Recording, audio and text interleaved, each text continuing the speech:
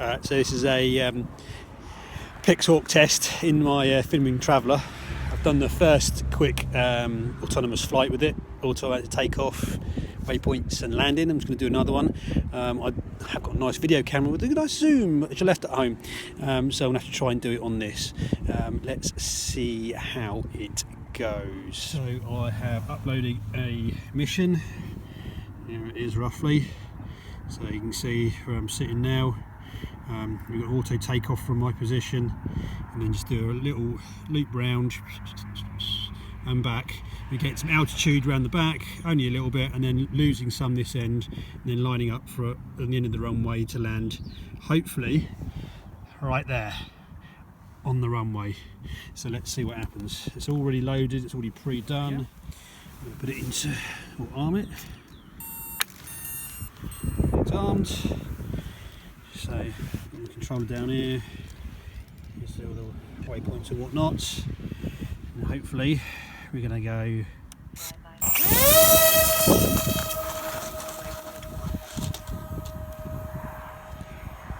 There she goes.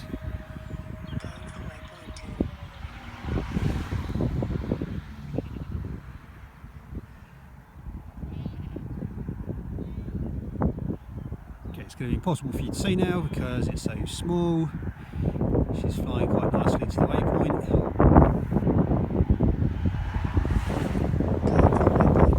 Hopefully you can hear the... let's have a look. Just watch this for a minute. Let's get in some... Going for waypoint 4.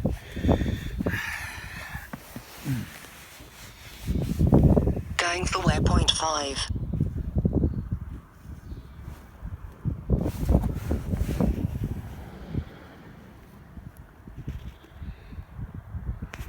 Should be able to see it going across over the hedge now. Going for waypoint 6. There we go.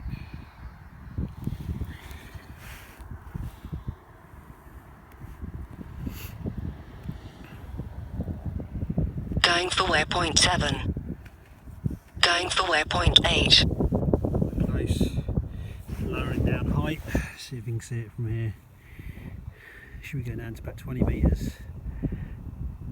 GPS 3D plus D GPS lock. Ooh, GPS playing up.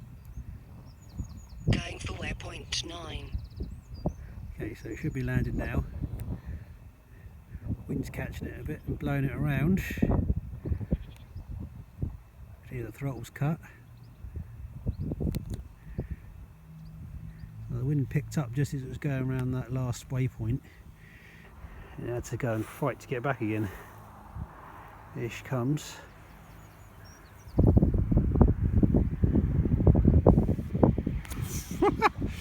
It landed quite successfully. Let's have a look. You should be able to see on here if I zoom in. Yeah. All of a sudden the wind kicked up and it had to do some funny things to get back. But I'd say, look at that, you can even see down here, look. Last little bit the wind picked up again, but it still landed, well, not directly on it, but closer bloody enough. Look at that, it's in the middle of the runway. I'll have a quick tour around the plane while I'm at it. So first off, just a crappy old Android tablet. It's not that good. I've had it crash a couple of times on me. Using a 3DR copy telemetry, 100 milliwatt. Just got a homemade dipole on there to get a bit better range out of it. Obviously Tyrannus. So we've got the Traveller, which as I said I've had a few problems with, but with stabilisation it's actually a pretty good plane. The features of the plane are great, you just need to get the flying right. So basic things, got just some Emax motors, 2204, 2300, just because that's what I had laying around. 5x3 carbon props because they are self-tightening. And I'm also using 4S at the moment. If I was using 3S I'd go for a 6-inch prop, but I haven't got any 3S batteries that will fit this. FPV wise I've got a Bruncam Swift 2 on it because that's what I had. This will be replaced with a HD recording camera and just a 5.8 transmitter. Inside, I've already undone it. Just unplug those just to get them out of the way. We have Pixhawk underneath the rat's nest in there. Pixhawk has got obviously the other end of the 3DR style telemetry module. I've got pitted tube in there. This can be moved out of the way when it's packing into the box, but once the lid's on, it's held in really securely.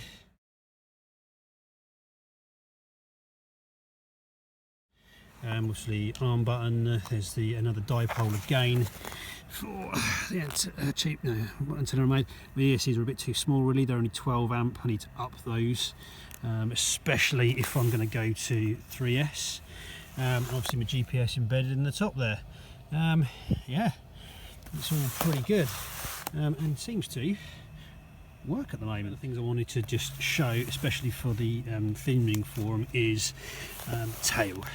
So I just want to show you a few things I have done. So when I initially got the plane, I had the tail. If you look from this side and look down, my tail actually drooped this way because of the way it was stuck in the box. So I used some tape, fibre tape, from the edge to edge there, and that helped pull the edges. So instead of being drooping down this way, it helped pull that up flat, level the back out there on the tail. I've since then as well, after seeing the whole droopy boom or droopy tail thing, checked mine out, and it was a little bit. Obviously it's not got a rule on here, I'll stick a picture in.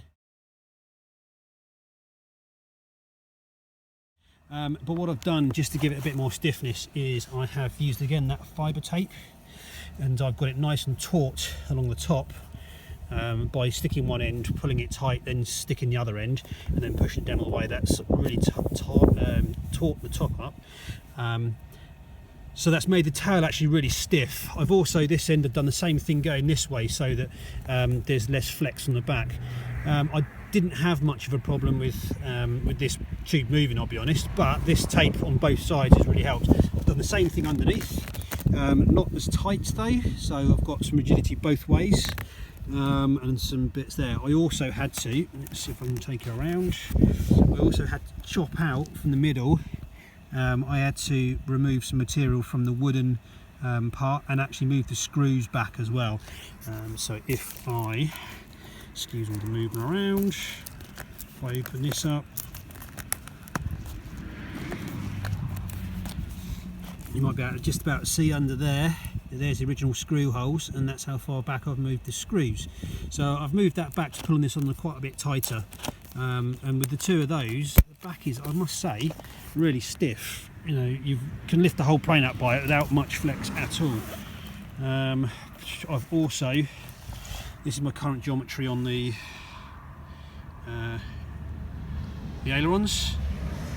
So that's pretty normal really. I could have left the other ones, the other horns on, but they had slot.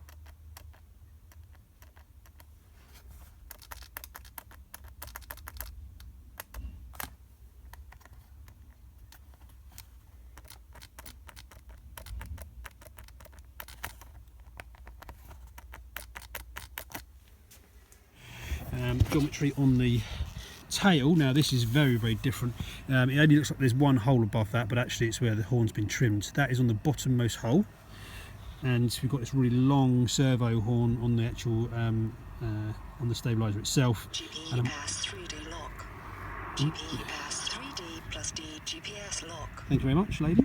I've also got yeah, quite a bit higher horn on the elevator. It's much higher. I did have it right to the top, but I lost a little bit of controllability there. And then rudder wise, look from the top again, rudder wise, I could have left it with the other one on there, but it just wasn't right. There was again too much slop in there for my liking, so I changed those out, all of them out completely. I will, when I'm definitely 100% happy with it, trim them all down and get rid of the excess, mainly because I have already caught one of these on the grass while landing in taller grass and it just snapped off, so I need to trim them down. As you can see, I've got the strobes on there, makes it a lot easier to find in the sky. Yeah, which is good. The launch cart works excellently. It's currently miles over there because my last launch.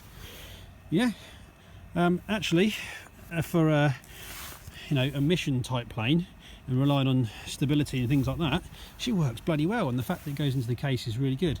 It's just, you put it into manual and she does some funny things.